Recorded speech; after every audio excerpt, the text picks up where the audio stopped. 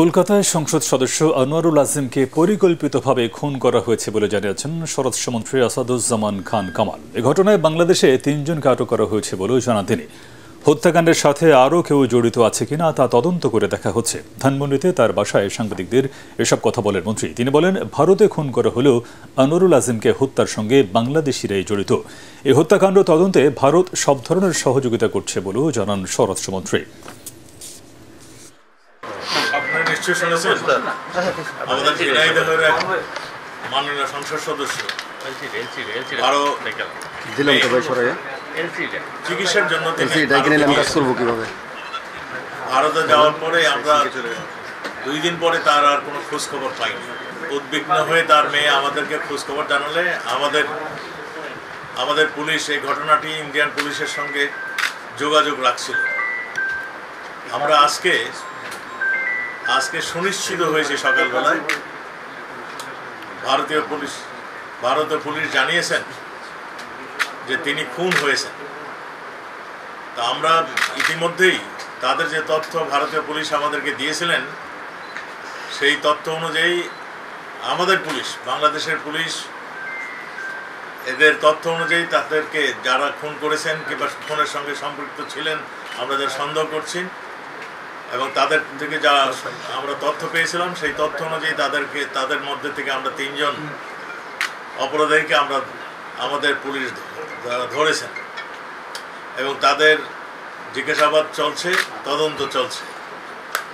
আপনারা জানেন ওই এলাকাটা একটা সন্ত্রাস কবল এলাকা, ওই ঝিনাইদহের এলাকাটা ওই সীমান্ত এলাকা।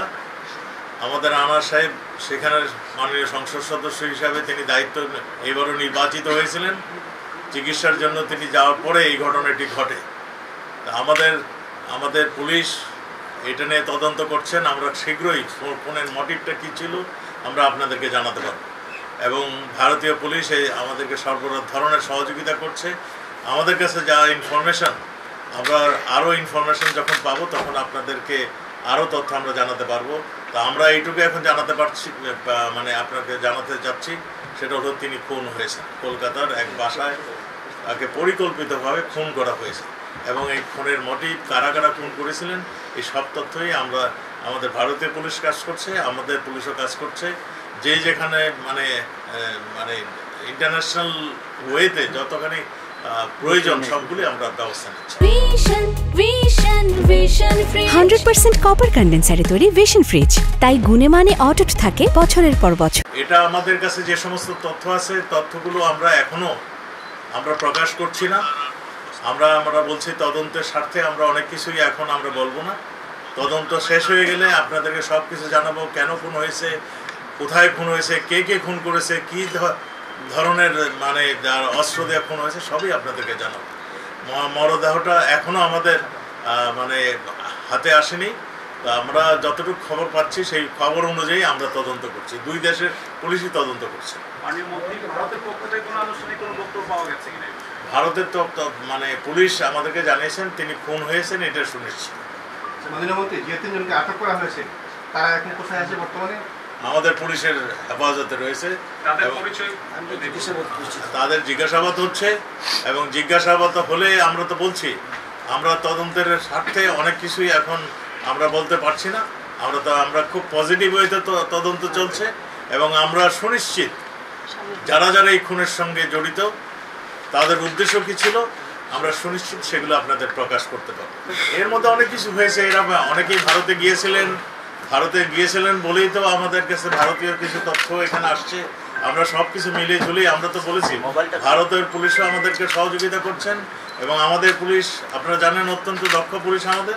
তারাও মানে এই খুনের মোটিভ, খুনের কি হয়েছে সব কিছু আপনাদের বিস্তারিত আমরা দিতে পারবো। আমাদের কাছে 3 জন আসামি ধৃত অবস্থায় আছে এবং আমরা আরও কয়েকজনকে ধরার জন্য আমরা প্রচেষ্টা চালিয়ে যাচ্ছি।